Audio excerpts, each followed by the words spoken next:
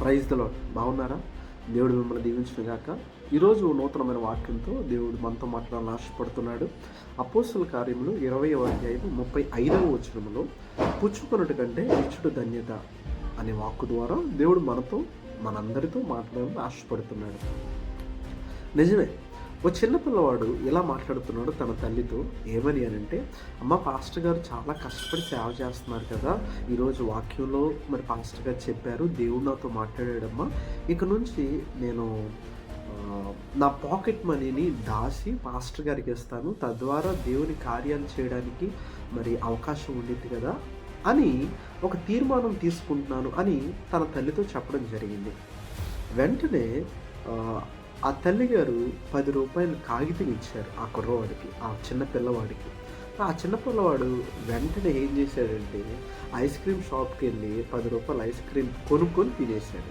గమనించండి, ఇది నేను ఎందుకు చెప్పానంటే, ఈరోజు చాలామంది పరిచర్య కోసం నేను అది చేస్తానండి, పరిచర్య కోసం నేను ఇలా వాడబడతానండి, పరిచర్య కోసం నేను ఇలా నలగొట్టబడతానండి, సేవకునికి నేను ఇంత దశం బాగా ఇస్తానండి, సేవకునికి ఇంత కృతజ్ఞత కానుక ఇవ్వాలని ఆశపడుతున్నానండి, దేవుడు నాకు ఆ మేలు చేస్తే నేను ఇది చేస్తానండి, దేవుడు నాకు అది చేస్తే ఇది చేస్తానండి, ఇలా చాలామంది అంటున్నారు కదా.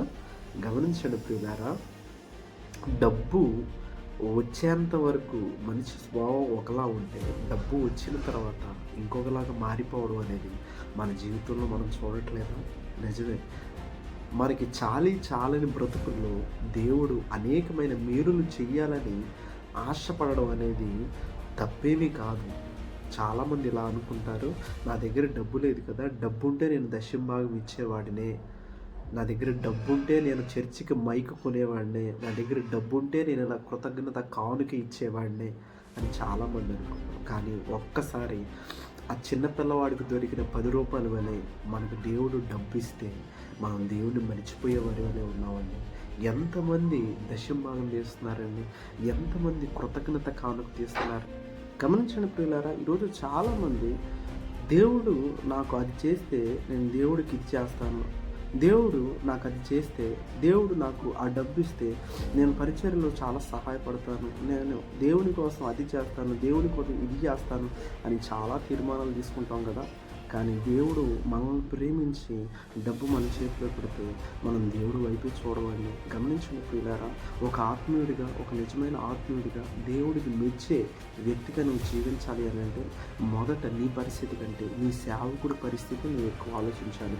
నా సేవకుడు ఎలా ఉన్నాడు, నా సేవకుడు ఏం చేస్తున్నాడు, అసలు నా సేవకుడు ఎటువంటి ఇబ్బందుల్లో ఉన్నాడు, నా సేవకుడు ఎటువంటి క్లిష్టమైన పరిస్థితుల్లో ఉన్నాడు, అసలు నా సేవకుడి దర్శనం ఏంటి, నా సేవకుడు దర్శనం నా దర్శనం ఒకటే అవ్వాలి కదా, నా సేవకుడు ఎటువంటి బహిరంగ సభలను ఏర్పాటు చేయాలనుకుంటున్నాడు, ఆ సభలకు కావాల్సిన ధనద్వారాలు ఎలా తెరవబడతాయి, ఇవి కదా ఒక నిజమైన ఆత్మీయుడు ఆలోచించాల్సిన ఆలోచన విధానం.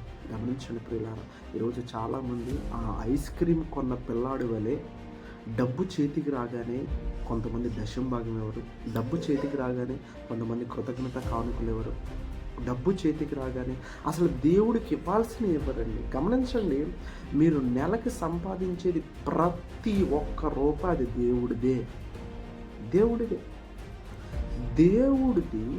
దేవుడికి ఇవ్వకపోగా అసలు డబ్బులు ఎందుకు ఇవ్వాలండి, అసలు మేము ఎందుకు సహాయపడాలండి, అసలు మేము సేవలో అసలు మా దగ్గర నుంచి కొడుతున్నారు ఏంటండి అని ఎవరైనా ఈ ఆలోచన కలిగి ఉన్నారా? ఒకవేళ కలిగి ఉంటే I think you are in wrong way. ఖచ్చితంగా చెప్పగలను, మీరు మంచి మార్గంలో లేనట్టు.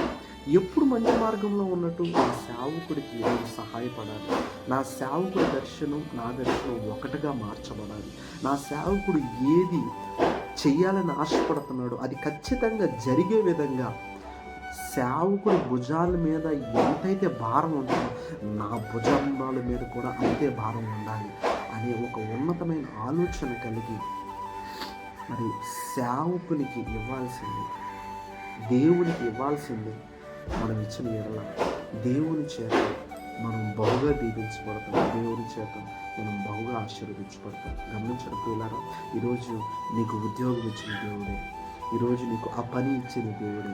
ఈరోజు నీకు ఆ వ్యవసాయం ఇచ్చిన దేవుడే. ఈరోజు నీకు నువ్వు కలిగి ఉన్న ప్రతి ఒక్క పనిని ఇచ్చింది దేవుడే. ఆ పని చేయడానికి శక్తిని దేవుడే, ఆ పని చేయడానికి బలాన్ని దేవుడే, ఆ పని చేయడానికి జ్ఞానాన్ని దేవుడే, అన్నీ దేవుడే ఇస్తే మరి దేవుని సేవకి పనికొచ్చే వారి వలె ఉండాలా, పనికి రాని వలె మీరు ఉండాలి? గమనించండి ప్రియులారా, దేవుని దృష్టిలో మీరు పనికొచ్చే పనిముట్టుగా ఉండాలి అని అంటే దేవుడికి ఖచ్చితంగా మీరు 10వ భాగం ఇవ్వాలి. అది ధనమే కాదండి, అది సమయం కావచ్చు. మీరు కలిగి ఉన్న వాటన్నిటిలో దేవుడికి 10వ భాగం ఇవ్వాలి. గమనించండి, 24 గంటల్లో ఇంచుమించు 2.5 గంటల సేపు అయినా దేవుడికి మనం సమయాన్ని ఇస్తున్నామా? గమనించండి ప్రియులారా, 24 గంటలు ఇచ్చింది దేవుడే.